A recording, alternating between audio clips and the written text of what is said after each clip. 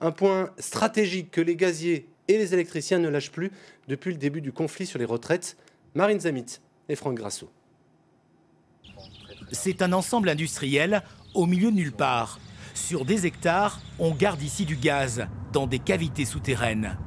Depuis 41 jours, le lieu est aussi devenu centre de contestation. Le piquet de grève n'a plus jamais été levé. Les huissiers sont là pour constater. Le site stratégique est bloqué et le stock de gaz se renouvelle plus lentement. Notre objectif premier, c'est de ne pas être sous la ronde des projecteurs, mais bien évidemment de gréver le budget financier de nos entreprises, de ces prestataires et du groupe Engie en général, afin d'exercer sur ce levier la pression dont on a besoin pour faire entendre nos revendications. Malgré l'avancée de la loi, la réforme des retraites reste la préoccupation première de ces gaziers, ces électriciens et autres sympathisants.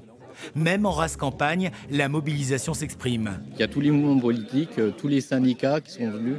Il y a les paysans qui sont venus, on voit un drapeau jaune là-bas derrière. Et ils viennent maintenant souvent, tous les jours ou presque. La caisse de grève a dépassé les 1 600 €. Elle aide un peu les salariés qui se relaient en observant une heure de débrayage ou une journée. Mais les pertes sont importantes. Moi, environ 1 000 € par mois sur mon salaire. Ah oui, quand même, oui. Ouais. C'est énorme. Ouais, il y a énorme. une caisse de grève, là, il y a quelque chose qui se... Oui, on a des aides, caisse de grève, tout ça. Même si l'opposition est contre la réforme en général, certains pensent à la question de la pénibilité, la grande oubliée. Sa reconnaissance permettait à 20% des professionnels de l'énergie de partir plus tôt. Je peux vous dire, moi, dans le nucléaire, des moments sur des activités, on est à 4 pattes.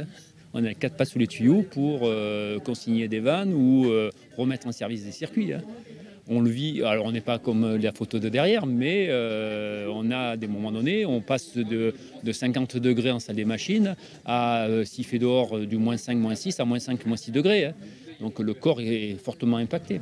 La pression est donc toujours d'actualité.